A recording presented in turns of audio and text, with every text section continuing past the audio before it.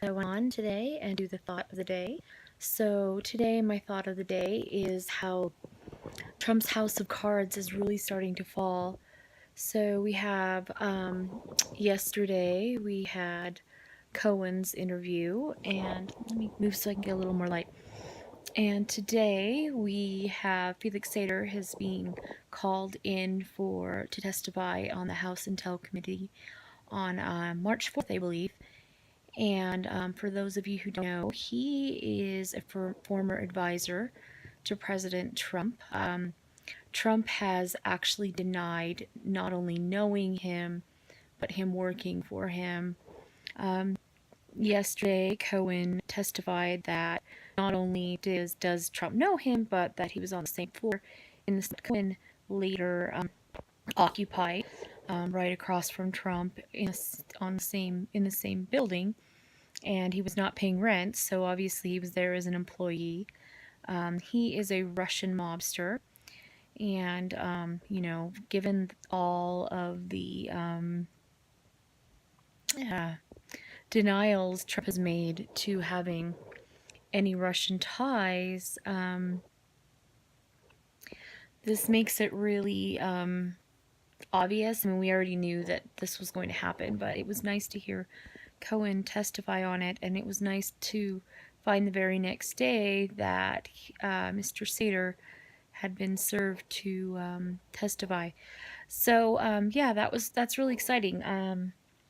I'm really happy. I feel like Americans have waited so long for justice to be served to Mr. Trump for his collusion with Russia, for all the horrible crimes. There's the list of crimes against the man are endless. I mean, he's locked babies up, allowed them to be hurt. He's allowed them to be murdered. He's been allowed them to not get medical care. He's kept them in horrible conditions. He's allowed them to be molested and raped, separated from their families, some to never ever probably see those families again. Several of them have had parents who've committed suicide while in detention. So the damage is done, and it can never be erased, what has happened to these children. The list of crimes against Mr. Trump, I think, are more than... I think you could fill a book. So many things are just kind of considered minor because he's the president and people are focusing on the major things. But if you look at even the minor things, the man's a criminal, from tax evasion, collusion, to election fraud, and it just goes on and on and on.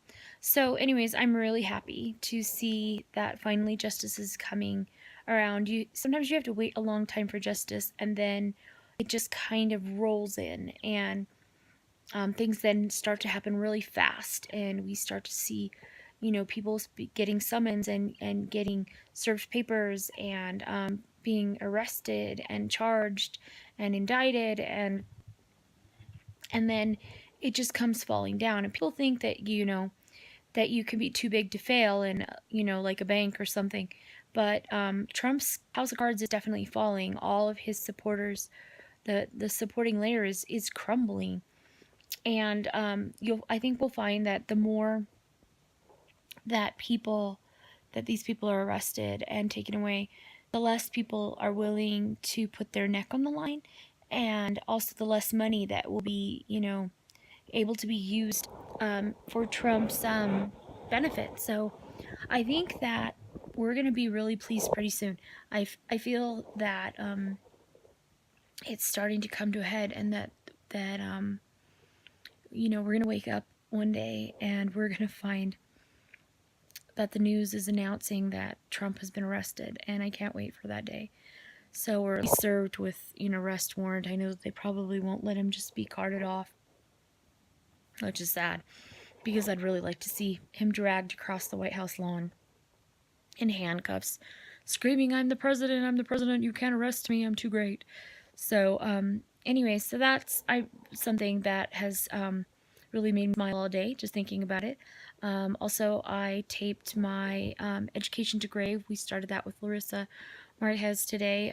We taped 3 episodes. We had to retape because the first 3 episodes taped, apparently they were taped on Skype, and because we hadn't added her on, for some reason the tape did not save, so we had to do it over. So the third one was a little bit choppier because we literally had like a half hour to tape 10-minute sessions, or 10-minute sessions total of 30 minutes. So we kind of threw that together, but I think it went well, and I think you guys are going to like. There's going to be 10 episodes total.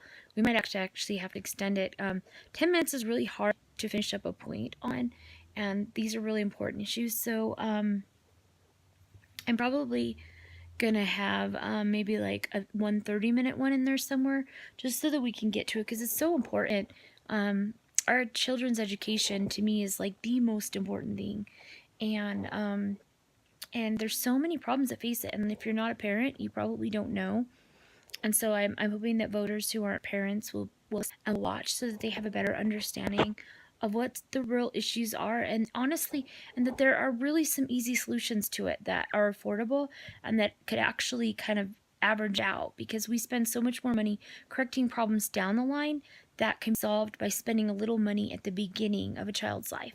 So I hope you guys watch that. I enjoyed talking to Larissa. She's really interesting, and she makes some excellent points. We had multiple conversations off screen, to get ready. So I kind of think that we just kind of summarized some of those things, but I'm hoping that you'll check it out and give us your comments. And ultimately today I feel pretty happy. I'm going to go to bed happy. Feeling like there's good things coming in our country, and that hopefully we're going to get the leaders that we need come this next election, and hopefully people will start to see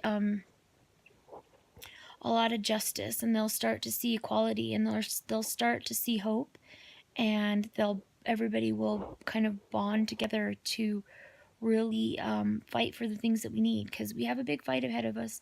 But I truly believe that if we do our very best, that we can come up with creative solutions, that these problems we have in our nation are not insurmountable if we will look them dead in the face, that if we will look at the issues as they stand, and we won't try to water them down, and we won't try to just attack just a small part because we don't want to be too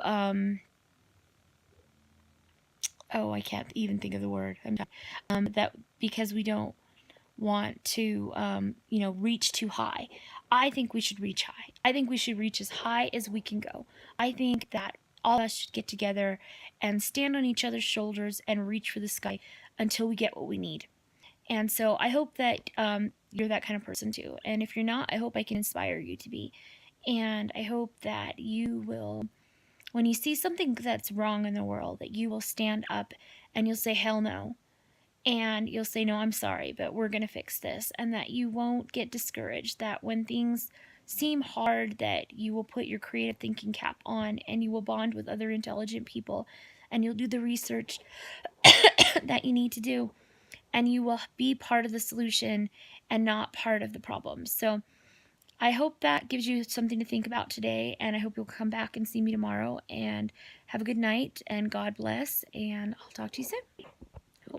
Let me turn it off up here. Bye, guys.